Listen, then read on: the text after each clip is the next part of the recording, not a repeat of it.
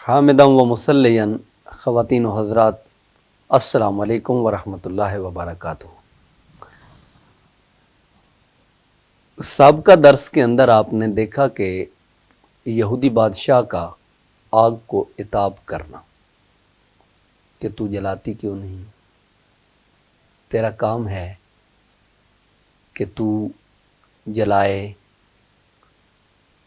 تو زخمی کرے، تیری حدت، تیری گرمی، تیری تپش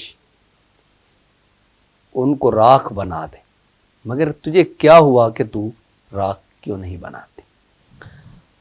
تو اس پیرائے میں مولانا روم صاحب رحمۃ اللہ علیہ نے ایک قصہ لکھا ہے، قصہ ہلاک کردن بعد قوم ہود علیہ السلام را، ہوا کا ہود علیہ السلام کی قوم کو ہلاک کرنے کا واقعہ۔ ہود گرد مومنا خط کشید، نرم می شد باد کانجا می رسید۔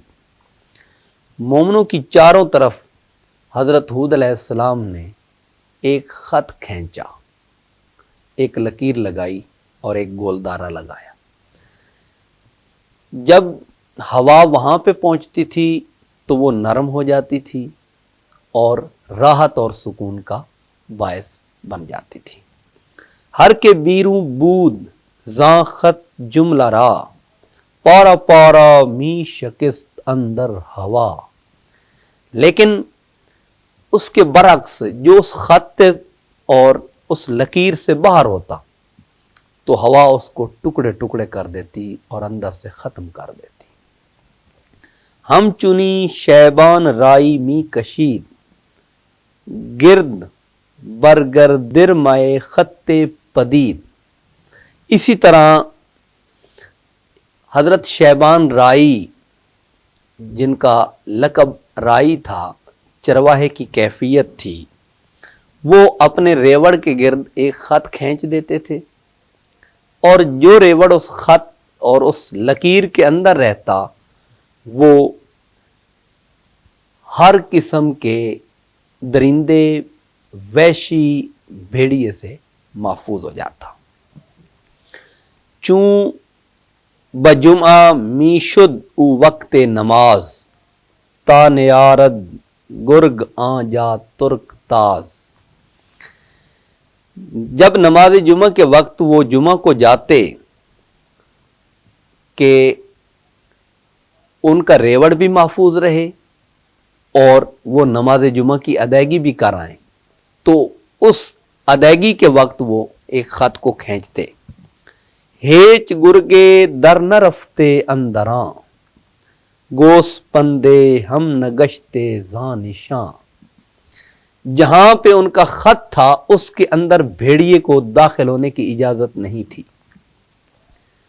اور ایک طرف جہاں بھیڑیے کو اندر داخل ہونے کی اجازت نہیں تھی، وہاں پر اس بکریوں کے ریوڑ میں سے کسی بکری کو باہر جانے کی بھی اجازت نہیں تھی۔ یہ اس خط کا کمال تھا، یہ اس خط کا کمال تھا۔ بعد ہر سے گرگ و ہر سے گوسپند، دائرہ مرد خدا را بود بند۔ رومی کہتے ہیں کہ بھیڑیے کے ہرس اور بکری کے ہرس کی ہوا اس مرد خدا کے دائرہ کے پابند تھے، جس کو وہ اجازت نہیں دے رہے تھے اندر آنے کی، وہ اندر نہیں آ سکتا تھا، اور جس کو باہر جانے کی اجازت نہیں دے رہے تھے وہ باہر نہیں جا سکتا تھا۔ ہم چنی باد اجل با عارفاں، نرم و خوش ہم چو نسیم بوستاں۔ فرمایا اسی طرح اولیاء اللہ پر اجل کی ہوا، دنیا سے رحلت اور کوچ کرنے کی ہوا، باغ نسیم کی طرح نرم اور خوشگوار ہو جاتی ہے۔ وہ جسم سے اجل کے وقت جب روح پرواز کرتی ہے تو ان کے لیے وہ خوف، ڈر کی کیفیت نہیں ہوتی، بلکہ اس خوشگوار ہوا کے نتیجے میں جس طرح بدن کو راحت ملتی، اسی طرح بوقت وصال اہل اللہ کو بھی راحت اور سکون کی ایک کیفیت नसीब होती है जैसे आदमी हाफ नींद सो जाए।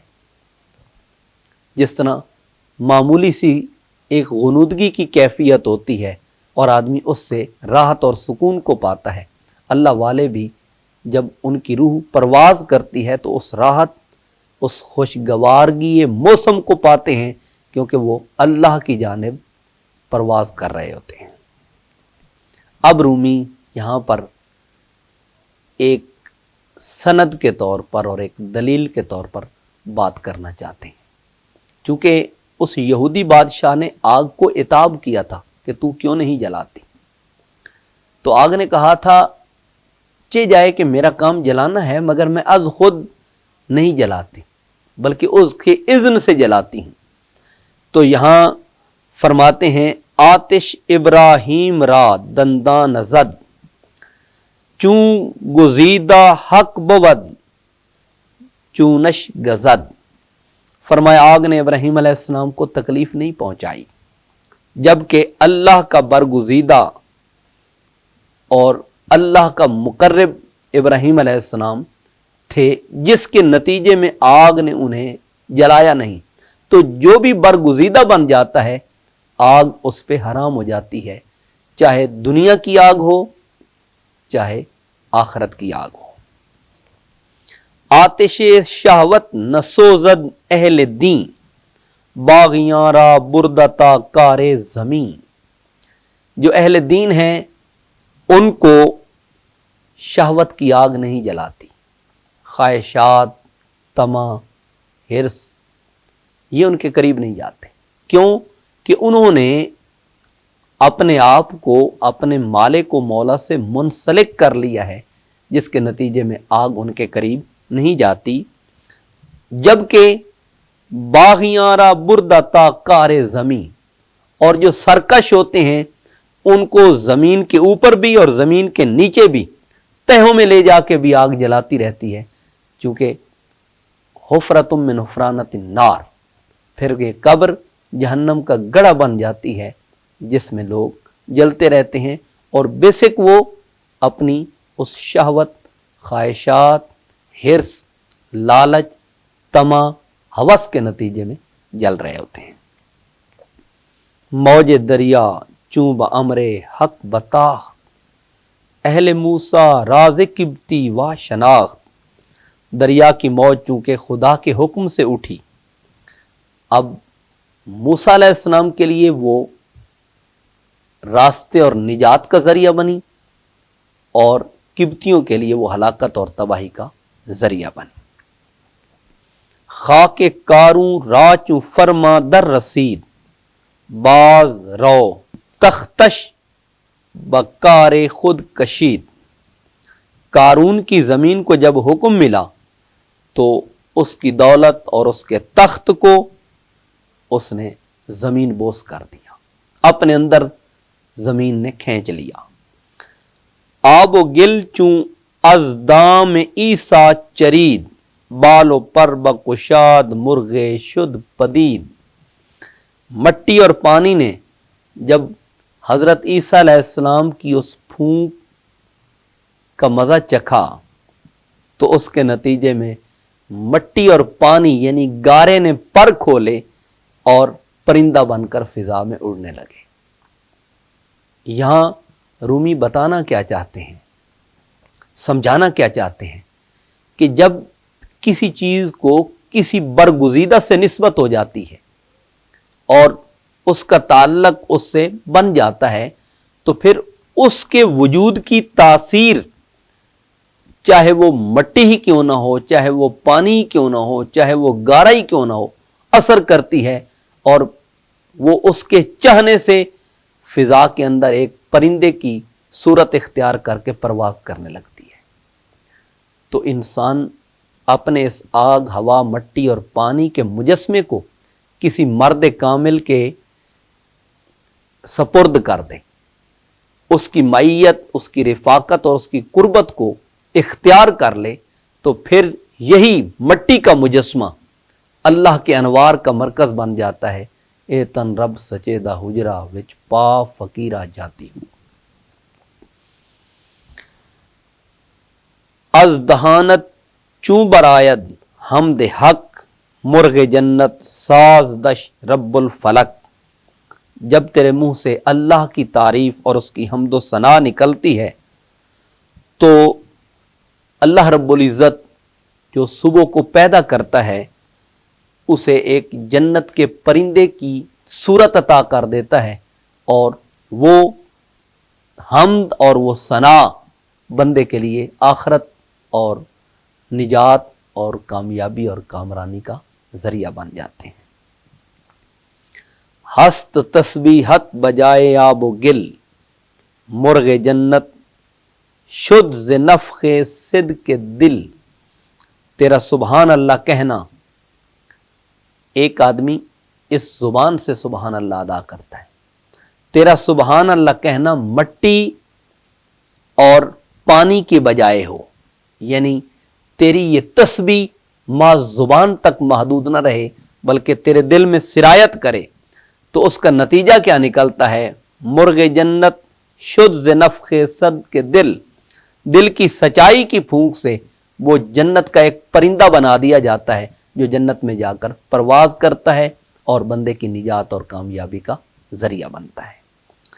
کوہ طور از نور موسیٰ شد برقص صوفی کامل شدو رست او نقص.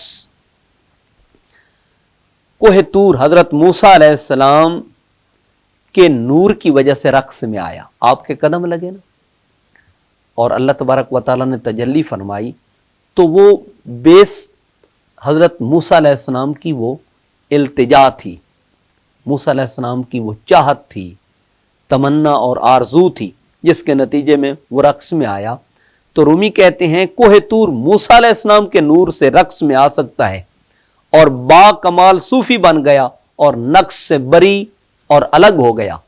تو اے انسان، تیرا یہ تن، یہ موسیٰ علیہ السلام کے لیے جس طرح طور تھا، تیرے لیے بھی یہ طور ہے، لیکن اگر اسے تو تسخیر کر کے منور کر لے تو پھر یہ بھی ایک با کمال کامیاب انسان کامل بن سکتا ہے، جس پر اللہ بھی نازاں ہو ملائکہ کے سامنے، فرشتوں کے سامنے، کہ میرا یہ بندہ ہے جس نے میرے قرب کو اختیار کر کے میری رضا کو پا لیا ہے. چے عجب گر کوہ صوفی شد عزیز جسم موزہ از کلوخ بود نیز. اے عزیز، اگر ایک پہاڑ صوفی بن گیا ہے تو یہ کون سے تعجب والی بات ہے؟ حضرت موسیٰ علیہ السلام کا جسم بھی تو مٹی ہی کا تھا، مگر انہوں نے اس کو مسخر کر لیا اور تسخیر کے نتیجے میں ان کے وجود کی برکت سے طور رقصاں ہو گیا اور طور ایک با کمال صوفی کا کردار ادا کرنے لگا. صوفی کا مطلب کیا ہوتا ہے؟ جو ہر چیز سے اپنے دل کو، اپنے قلب کو صاف کر لے، مصفى اور مزکہ کر لے، اس کے بعد غیر کی وہاں پر جگہ نہ ہو، غیر کا دخل نہ ہو، غیر کا عمل وہاں پر موجود نہ ہو.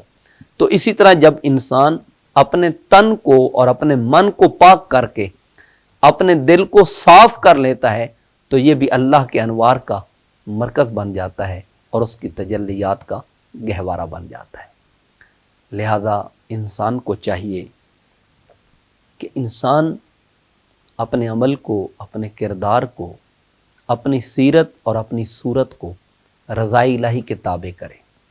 پھر اس کا تن اور اس کا من اللہ کے انوار کا مرکز بنے گا، اور اس کا وجود یعنی اس کا ظاہر، اور اس کا قلب یعنی اس کا باطن، اس کی روح یعنی اس کا باطن، جب یہ دونوں یکجا ہوتے ہیں اور یکتائی اختیار کرتے ہیں تو پھر یہ بھی اللہ کی رحمت، اس کے فضل و کرم کا مرکز بن جاتے ہیں، اس کے انوار اور اس کی تجلیات کا مرکز بن جاتے ہیں.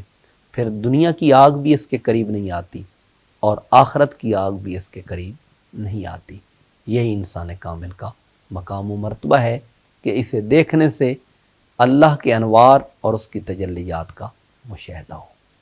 وما توفیقی الا باللہ.